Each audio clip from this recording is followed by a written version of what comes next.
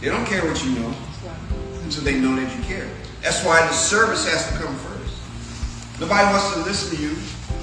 Just talk about it. To them, it's just another religion, another idea, another thought, right? Another preference. But when they see that we care, right, and we show them ways we serve them, then at that point, they're going to be open to receive some truth. And when they're open to receive some truth, then that's when Yah can move by his Ruach, his spirit, and start to awaken them and call them in. And then repeat that same process and multiply. Hallelujah. Hallelujah. All right, we talked about seeking truth, sharing truth, live the Torah, serve. I'm not going to get into that. What is the vision? Right, this is the scripture I referred to. It says that Yahuwah answered and said, write the vision and describe it on tablets so that he who reads it runs. So we were getting some vision. Right? The vision is not just to look at and say, ooh, oh, that'd be nice. No, it's time to run. It's time to run. Right? Verse 3. For the vision is yet for an appointed time. For an appointed time.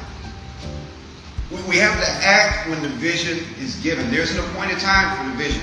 The appointed time wasn't last year. We didn't have it last year. But now is the appointed time. Hallelujah.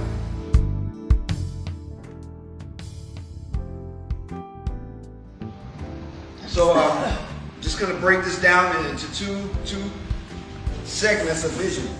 The first one is to worship and fellowship. So you say, well, Brother Larry, why move to a place like this? Why move to a place like this? How can we not, in the church setting, why are we doing this? Right? So the first part of vision is to worship and fellowship. There's things that we can't do at the other facility. Right? We might can worship, but that's limited to 2 hours on Saturday. Right? And so the first thing is like the praise, the worship, the deliverance ministry, just like we did before. All of that is the same. All that is the same. We all know what it is. Next is teaching, training, and sharing. Now what's different about teaching, training, and sharing, it's time for you to get involved in that. And not just be the receiver. Right? Y'all got years of word, years of wisdom to give. And we're going to do that through our Shabbat service, our Saturday service, our midweek study, impromptu Zooms where we just chat in, have a discussion online. We might have days during the week, on the weeknights, where we get together and do special training. Right? That's something we can't do right now. Something we can't do right now. Food and fun. We don't get the fellowship. Wouldn't it be nice after service? When I'm up here talking, y'all smell the food back there. And after I get done, wake y'all all back up and we go eat. Right? We can have Shabbat dinners, game time or game nights, feast gatherings, parties. Right? A party. What's the first party we're going to throw? Anybody remember? Shavuot? No, I think first feasts come. Feast. First fruits come. Yeah, first party. Yeah, we're going to have an appreciation party. She done served all these years. Yeah. And we haven't done anything to show our appreciation. Of course. But this type of multi-purpose facility allows that to happen. We can do this here. And then lastly is the broadcasting, right? Being able to broadcast on Zoom, Facebook, and YouTube. And I was just checking to see if anybody, looked like just about everybody's here. So anybody joining the Zoom, everybody's here. Hallelujah.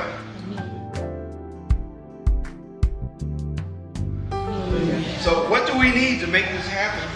Because I know a lot of us are thinking, well, how do I fit in? Where do I fit in with this vision? What can I do?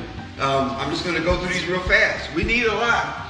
We need singers, we need musicians, we need dancers, we need decorators, we need sound technicians, video technicians, we need cleaners, we need greeters, we need deliverance ministers, we need Hebraic prayer warriors, right? People who work in the priesthood.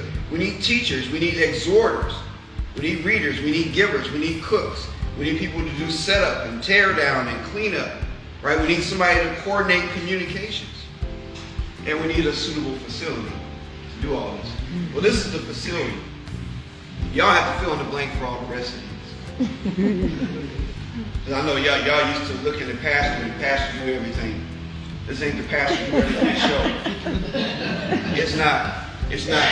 I'm a single dad. I work full time. Okay? We all minister. We all minister here. Hallelujah. All right. The second part of this is to serve the community. Right? So the first part is our inner circle. Right? We bring our families in and we worship. Right? We do these things here amongst each other because we need to support each other. And we can grow in that. Right? We have 2 generations missing. We have our teens and 20-somethings missing, and we have our 30s and 40-somethings missing, except for a few exceptions. Thank you.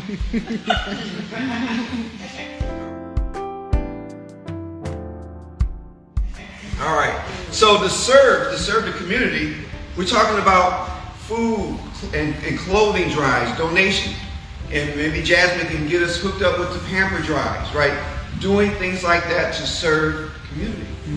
These are things that we can do, and some of that we can do out of a facility just like this. A Sunday plate and prayer. I heard this concept from a ministry down in Louisville where they do a plate and prayer. Right, where we can set up a day and maybe we can cook some food on a Sunday. Right, and if we focus on one of these buildings and maybe put up some signs, hey, we're going to have food, y'all come and get a plate. We can do a plate and prayer. It's the first opportunity to start showing that you care, to serve people, to love on people, right? For no reason at all, just to love on them. A teaching center, prison outreach, neighborhood outreach, social media outreach. And Sister Maureen has already talked. Where are you at? Where is you? Already talking to me about how we can get going with that. Maybe sports events. We have this whole thing over here. We can maybe support a 3-on-3. Ours was just talking to a young man. We was walking out the other day, dribbling his basketball. And if y'all pulled up, y'all noticed there's some guys back here playing basketball now. Right? How you connect with people, young people. You connect with the things that they like to do. If they like to dribble, we gonna dribble. Now I know you're probably, I'm not gonna be out there dribbling, but maybe you have a grandson. Maybe you have a son who needs to come here and be a part of this. That's why I said everybody has a part. All right, I'm almost done, y'all. Health and wellness clinics. Health and wellness clinics. Now, when we go to the doctors like to tell us that everything we're dealing with is genetic. The doctor told me that diabetes was genetic. And back in December, I changed my diet completely. And when I had my visit earlier this month, I am almost off of the diabetic scale. I'm only on by 0.1. So the problem is not in my genetic makeup. The problem is in my cookbook. The cookbooks that we hand down, the recipes. That's the problem. We have an opportunity to teach health, right? To help us, right? To help our community. Now this building, and I know I'm gonna have artists probably talk. You want to talk about the building, what the opportunity is here, how it's going to be used? Want me to speak? Okay. All right. So I've been having you all focus on this room in our pantry, and there's a reason for that. There are a couple of government entities who work with the House of Corrections, and I forgot the name of the other program. Department. The state. Okay, the state. And they're going to be doing some services here for those men. Here. Monday through Friday, right, during work hours. Right? So they will have this front part of the building, and we'll have it at night, and on weekends, they'll have it during the day. Right? And you say, okay, Brother Larry, what's the opportunity here? The opportunity is that these men have families. If these men are incarcerated or if they're in a halfway home, who's taking care of the family? Who's loving on the kids? Who's helping out the mama who's a little short with grocery money? Right? That's where the food pantry comes in. That's where the clothes drive comes in, the coat drive, the hat and glove, the book bag, all those types of things can be done right here, and we can already be connected to an opportunity before we even get the doors open. Connected to an opportunity. And that kind of plays into the name, right?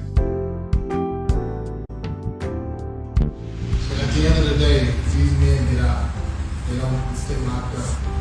And what you do while they're locked up, most of these guys are going to remember what you do for them, what you do for their families, their kids.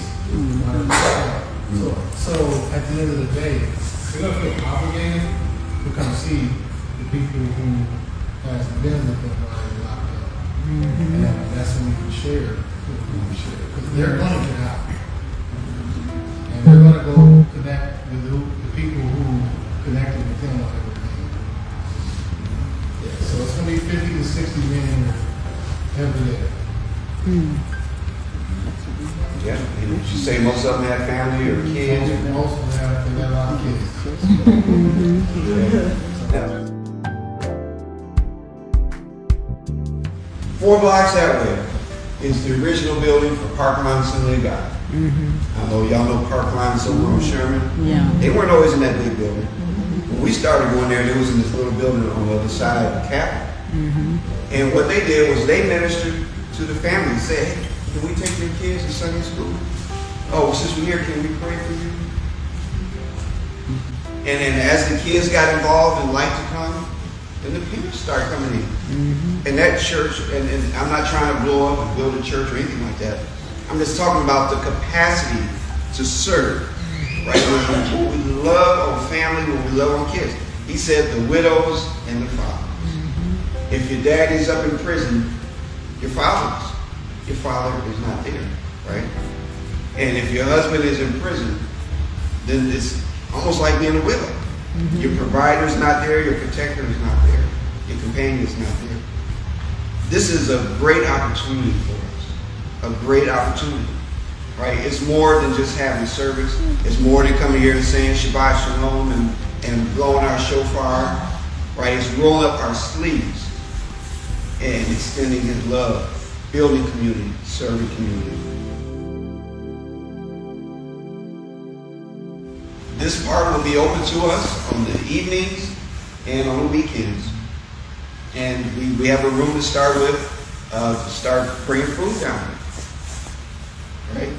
Bringing food. If you have spare food, bring it down. As the need changes and we start connecting, we can be more specific. Some of us might want to adopt a family. Just an idea. If you make a connection with somebody, or if you know that there's an opportunity to help them. All right, we have a storage. What do you say? Bring his tithes into the what?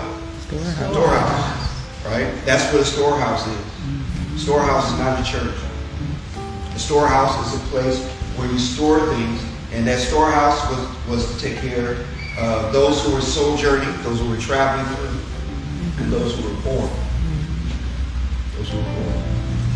Hallelujah. Hallelujah. All right. Hopefully your ideas are starting to kind of generate and start thinking about how we can serve. I envision us having service here on Saturdays and designating certain Saturdays a month to have food. And we just have a table set up along that back wall. And when we get done, we eat together. Maybe you bring some Uno cards or play biblical charades or something. Have fun together, And we need to find out how do we get these missing generations back? How do we redeem our missing generations? Hallelujah. So that is all I have. Anybody got any questions?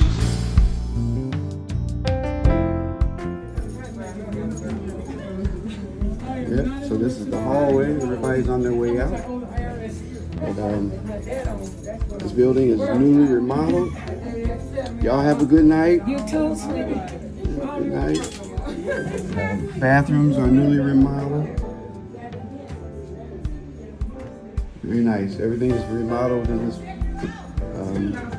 We have a room set aside just to start the food pantry with starters. We put some shelving in here.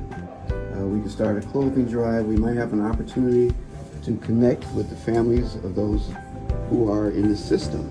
So, you know, And this is a multi-purpose room where we can have our Shabbat day services. We got tables where we can set up and have dinner. We can have feast days here.